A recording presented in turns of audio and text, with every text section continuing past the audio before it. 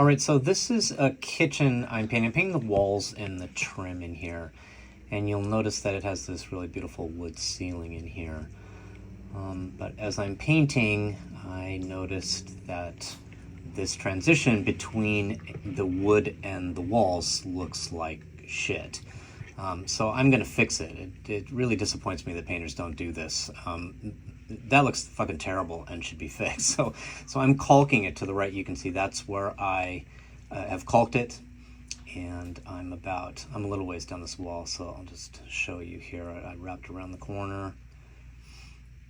And I have 2 coats of the finish cut in, but I haven't rolled the walls yet. I'll talk about that in a second. And then I did the run going down. So any place where it meets the wall, I'm caulking with the brown.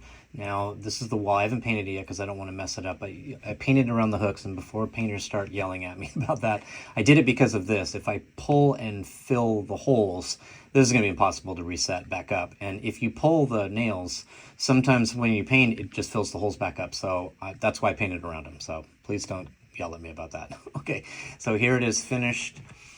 And I'm going to use Big Stretch. I like the wood tone. This color looked the best to me. It doesn't have to be perfect, right? I just want to create a straighter line and fix that crack. It looks terrible.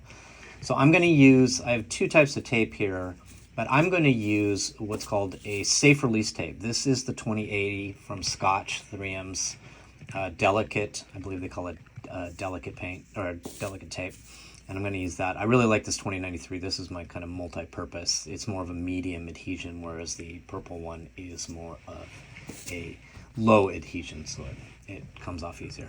All right, so I've taped it up, and you'll notice that I've taped onto the wood, and I've taped enough so that if there's any shit on the wood, I'm going to cover it up with the brown caulk. That's why it kind of came out a ways. And you don't want it to be really tight anyway. And then I came down onto the wall a bit, again, because you want a nice bead of caulk in there. And you can come down a little farther if you want to, right? You're just trying to create this straight line. In the scheme of things, that's what nobody's really going to notice if there's a bigger bead of caulk on there. All right, so I've cut a small hole. That's why I'm having an issue here in the beginning. So I'm just going to caulk down here.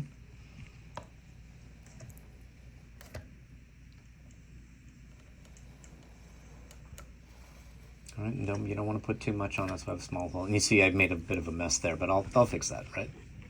Shitty application, but I'll fix it with my finger here. So I've wiped my finger on a wet rag. I always do this. You keep a wet rag around you so you can keep wiping your finger off on it. You want your finger to be as clean as possible. And then go down a little bit more. Now I'm flipping you guys off. All right, and so this is that's the wet rag that I'm using. And then I'll do one more pass over the top of it. And you don't want to be able to see through the caulk, so if you see any blue coming through there, you want to make sure that you get rid of that. All right, now this is really important. You got to pull the tape right away. If you don't, the caulk will start to dry, and it will create a bridge between the caulk and the tape, and that will chatter when you pull it, and it'll look like shit. So make sure you pull the tape very soon. So do this in sections. Don't do huge runs. Just do it in 4 or 5 foot sections.